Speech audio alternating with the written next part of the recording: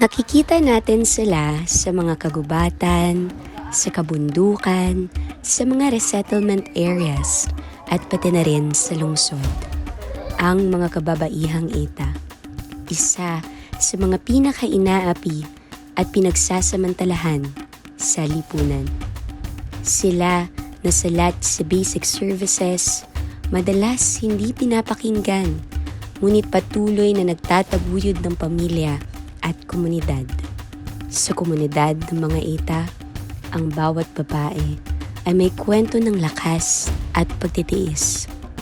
Mga kwento ng hirap, ng pagkawala, ng pakikibaka, pero higit sa lahat, ng katatagan.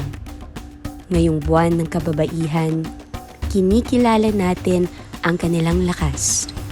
Sila ang mga kababaihan na humahawak sa kalahati ng langit. Pag nagbuntis ka, dalanan mo sa 9 na buwan. Tapos pag nanganak ka, alagaan mo. Alagaan diyan ka. Ngayon, kung nagtatrabaho yung asawa mo, maglaba ka. Natural, maglaba ka dahil walang maglalabang iba eh. Doon nagkakasakit ako dahil nga siyempre malamig, di ba? Ngayon, pagtiisan mo yun para lang makatulong ka sa asawa mo magtrabaho. Malakas sila at handang magsakripisyo para sa kanilang pamilya. Sa bawat pag-aalaga at pagtulong, makikita ang tibay, tapang at dedikasyon ng kababaihang Ita sa kabila ng hirap. Kayong dalawang mag-asawa, magtulungan kayo. Kung hindi ka na manganganak at malakas ka na, kung alimbawa natanggal siya ng trabaho, tulungan mo siya dahil yun ang utos ng Panginoon Diyos, di ba?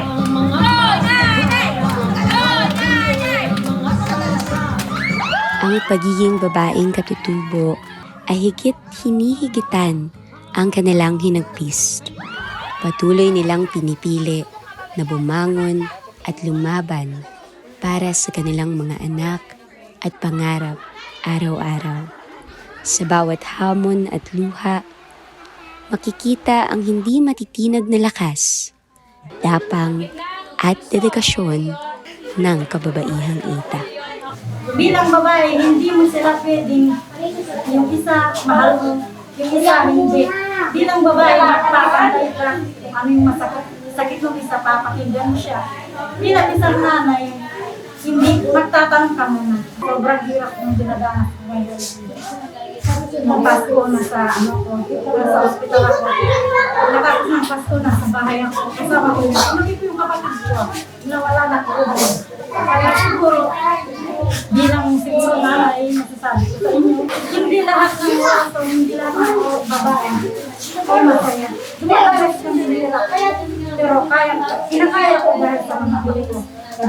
Kinakaya ko dahil sa pangarap ko. Minsan dumarating sa time na tumatangis ako dahil mahal ko yung mga anak ko. Minsan hindi ko na kinakaya, minsan ang sakit sa mga bibig ko. Nawawala yung sakit unti-unti, pero parang nagpatuloy kasi nandyan na. Ang inisip ko, hindi ako magpapatuloy, sayang yung binibigay niya sa katawan sa akin. Pilit ko mabangon kasi bilang babae. Hindi na pala yun kasi nandiyan kayo nakikinig. Nandiyan kayo. Maraming salamat po. Ang tunay na lakas ng babae ay nasusukat sa paninindigan, sa kakayahang tumayo at lumaban kahit hinusgahan ng lipunan. Mga Ita kayo, hindi ka pwedeng mag-aaral, ganon. Na ganon namin, nasa patag ganon. Na tinatawag kami ng Ita, walang alam, nag-aaral. O kahit na kako, hindi kami nag-aaral. Kami kako, ma-display na katutubo. Ganon kami kako. Sa bawat desisyon at gawa, ipinapakita niya ang tapang, determinasyon at tibay na nagtataguyod sa kanyang pamilya at komunidad. Magtanim, ganun. Maghanap ng buhay. Ako lang, wala ko ng asawa. Dati 2 kami ni tatay na nagtatrabaho. Nung naoperahan siya, nagtrabaho akong 1 taon sa golf. Ang sobrang hirap, pagsasakay mo sa dump truck, pagbaba ang taas, sobrang init, pero tiniis ko.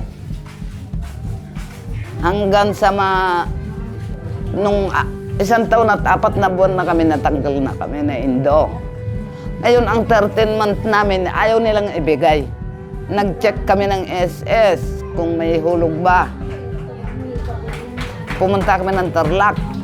Pagdating sa Tarlac, ang SS namin, 1 taon lang nahulugan, may 4 na buwan pa hindi. Sabi na, ayaw daw kami bigyan 13 month. Pero pinalakas ako ni Ma'am Ning. Nilabanan po namin hanggang sa makuha ko. Hanggang pinambili ko ng owner namin. At lahat sila ay mayroong ipinagmamalaki.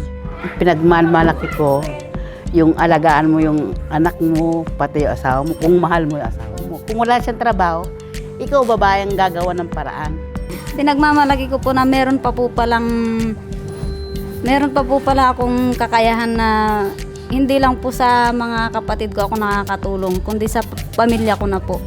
At hindi po ako, simula po nung nagkapamilya po ako, hindi po ako naging palaasa sa aking magulang. Parang pagmamalaki na rin po yun kasi tumayo po kami sa sarili namin pa ay. Hindi po kami talaga umasa humingi. Sikap po kami para mapagtapos namin po yung anak namin po. Kasi yun lang po yung ipapamana namin po sa kanila. Yung anak ko, nag-aano sa akin na aalaga. Na kami ay nawala ng asawa na silang nag-aano sa akin, nag-aalaga. Ang mga kababaihang ita ay humahawak ng kalahati ng langit. Hindi lamang ngayong buwan ng mga kababaihan, kundi sa bawat araw. Hindi dahil sila maliliit o mahina, kundi dahil sa kanilang lakas, tapang at dedikasyon. Sila ang mga ina, asawa at lider ng kanilang pamilya at komunidad. Sila ang nagtutulungan, nag-aalaga at lumalaban sa bawat hamon ng buhay. Kahit salat pa sa serbisyo at kahit hinusgahan ng lipunan. Sa kanilang bawat gawa, ipinapakita nila ang tunay na lakas ng kababaihan. Lakas na bumubuo ng pamilya, nagtataguyod ng komunidad, at nagbubukas ng daan para sa kinabukasan. At sa kanilang kwento, makikita natin kung ano talaga ang ibig sabihin ng lakas, ng tapang, at ng dignidad ng kababaihan.